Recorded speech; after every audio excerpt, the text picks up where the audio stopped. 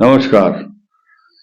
मंगल का उत्तराषाढ़ नक्षत्र में प्रवेश और उत्तराषाढ़ नक्षत्र के दो जो विभाजित राशियां हैं, 4 दिन एक राशि में रहना धनु में और उसके बाद उसका परिवर्तन होकर के मकर में प्रवेश करना, इस चीज को कर्क राशि से हम जोड़ करके देखना चाहेंगे।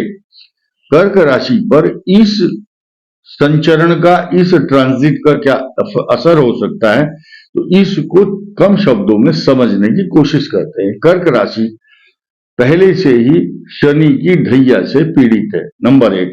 नंबर 2, इनके अष्टम भाव में शनि है, आयु की वृद्धि करता है, धन का लाभ भी कराता है, आपके कर्म स्थान, इज्जत, प्रॉपर्टी, पैसा, सम्मान, पिता, कर्म, इन सब को सुशोभित करता है, प्रतिष्ठित करता है बृहस्पति। लेकिन अब जो मंगल का परिभ्रमण उत्तराषाढ़ नक्षत्र के एक चरण को प्रभावित करने के लिए आ रहा है, तो ये शुरुआत कहां हो रही है? 1 फरवरी को। तो 4 दिन पहले इसका एक्शन शुरू होता है ज्योतिष शास्त्र के अनुसार ट्रांजिट में।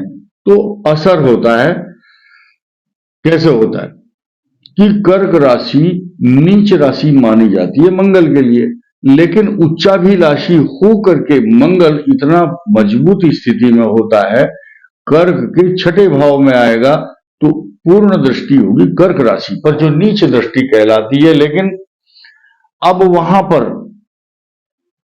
किस एक पॉजिटिविटी लेकर के मंगल आया है, वहां तो 2 ग्रह और भी साथ में है, बृहस्पति की पूर्ण दृष्टि इस पर है। लेकिन नीचत्व भाव से, नीच दृष्टि से जब मंगल दिखता है तो टॉर्चर करता है। आप ये समझिए, रेडिएशंस या हीट या फोकस तेजी से मारता है। और नियम क्या है, मंगल की जो दृष्टि होती है वो 3 दृष्टि खास, सप्तम दृष्टि सबकी होती है, चतुर्थ और अष्टम भी होती है। चतुर्थ दृष्टि सुख संपत्ति कारक होती है, मान सम्मान, लेकिन जो अष्टम दृष्टि है ये मारक दृष्टि कही गई है। अष्टम का मतलब ही कष्ट देना और मारक पीड़ादायक, जैसे कि मारक क्षमता ज्यादा होती है मंगल की अष्टम दृष्टि में।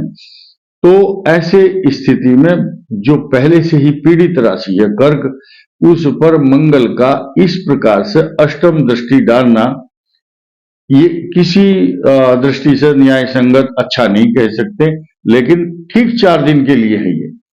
आफ्टर 4 डेज यानी कि 5 फरवरी को सीधी सीधी मकर पर उच्चाभिलाषी मंगल उच्च राशि में आकर के कर्क को फिर देखेगा। अब यहां देखिए परिदृश्य, सिनेरियो कैसे चेंज होता है। वही मंगल जब धनु में दृष्टि डाल रहा था तब मारक दृष्टि थी, अब मंगल वही है, उत्तराषाढ़ के दूसरे तीसरे चतुर्थ चरण को अब कवर करेगा, मकर में आया, सप्तम दृष्टि होगी। सप्तम दृष्टि में सॉफ्ट नॉर्मल हो जाएगा। कैसे होगा? क्योंकि मंगल की कर्क राशि मित्र राशि है, और मैंने कई बार बताया, कई हजार बार बता चुका हूं, इस पर कई लेख भी लिखे जा चुके हैं कि मंगल नीच राशि में हमेशा अच्छा फल देता है। आज तक कोई भी व्यक्ति इस संसार में ये कहकर के कहता हुआ नहीं सुना होगा ना सुनेगा कि मेरा नीच राशि का मंगल है और मुझे खराब फल दे रहा है। नहीं देगा। उसके पीछे और भी अन्य कई कारण हो सकते हैं, उस पर चर्चा हम बाद में कर सकते हैं। लेकिन फिलहाल हम बात करेंगे कि कर्क राशि के जो जातक हैं उनके ऊपर इस समय अगर देखा जाए तो लगभग जिनका 23 साल की उम्र तक शनि की महादशा निकल चुकी होगी, तो अब 23 और 17 40 वर्ष तक ज्येष्ठा या कर्क राशि वालों की बुध की दशा, इनके पुष्य नक्षत्र की, ज्येष्ठा का यहां कोई जिक्र नहीं है, यानी कि जो दशा है बुध की दशा इनकी होती है श्लेषा नक्षत्र की, और शनि की महादशा जन्म के समय होती है पुष्य नक्षत्र की। तो इस समय कुछ कर्क राशि वालों की शनि युवावस्था में जो अभी हैं 20-25 साल वाले, शनि की दशा समाप्त हो चुकी है और बुध की महादशा चल रही है पुष्य नक्षत्र वालों की। और जो श्लेषा में जन्म लिया होगा उनकी अब 27-28 साल के एज के बाद उनकी शुक्र की महादशा चल रही है।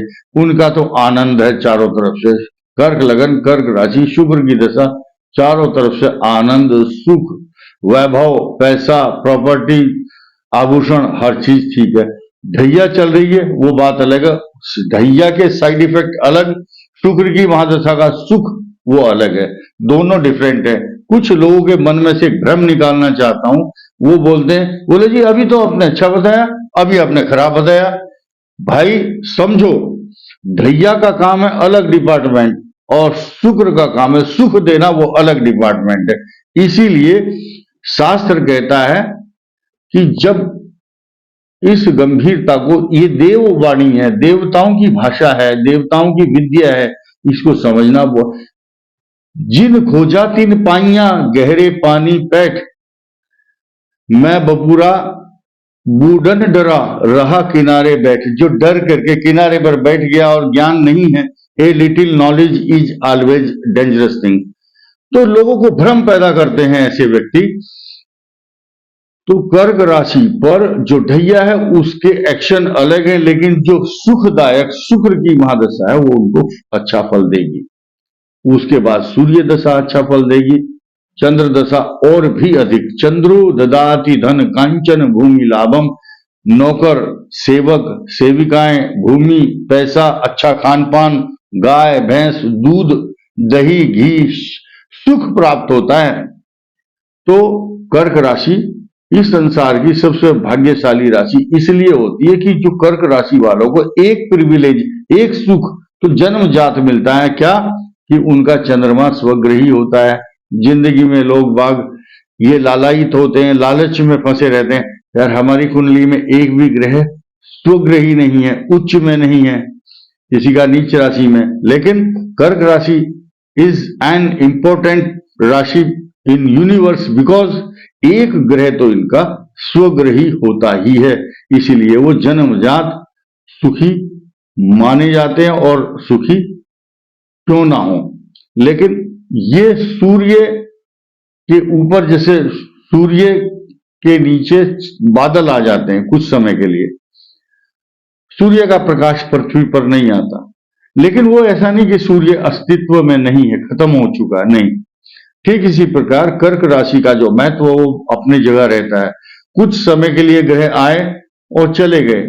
ग्रह जो खराब है वो आने के लिए नहीं आता, जाने के लिए आता है। इसलिए ट्रांजिट में कर्क राशि वालों के लिए 8 दिन, यानी कि कर्क 1 फरवरी से 4 दिन पहले, 1 फरवरी के 4 दिन बाद, उसके बाद मकर राशि पर उच्च का जो मंगल आएगा तो आपकी कुंडली में वो बनाएगा रोचक योग, आपके लिए 80% सुख और साधन उपलब्ध कराएगा, क्योंकि केंद्र में आपके बृहस्पति भी चल रहा है और शनि की ढैया का दुष्प्रभाव भी कम होगा। सिर्फ आपको पेट का रोग, बीमारी, संतान के प्रति चिंता, जो स्टूडेंट हैं उनको खास तौर से अपनी परफॉर्मेंस पर ज्यादा ध्यान देना होगा, क्योंकि अष्टम भाव का जो शनि है वो आपके एजुकेशन हाउस को डिस्टरबेंस करता है और कुछ मित्र मंडली के गलत मित्रों की संगति के कारण आप अपने जो रोड मैप है जिस पर आप चलना चाहिए उस लीक से हट करके गलत काम कर बैठ सकते हैं। तो you should be very very careful. तो इस ट्रांजिट का कर्क राशि वालों पर इस प्रकार का मिश्रित फल देखने को मिलेगा।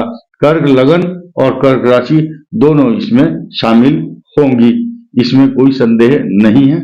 इस वीडियो में इतना ही, धन्यवाद।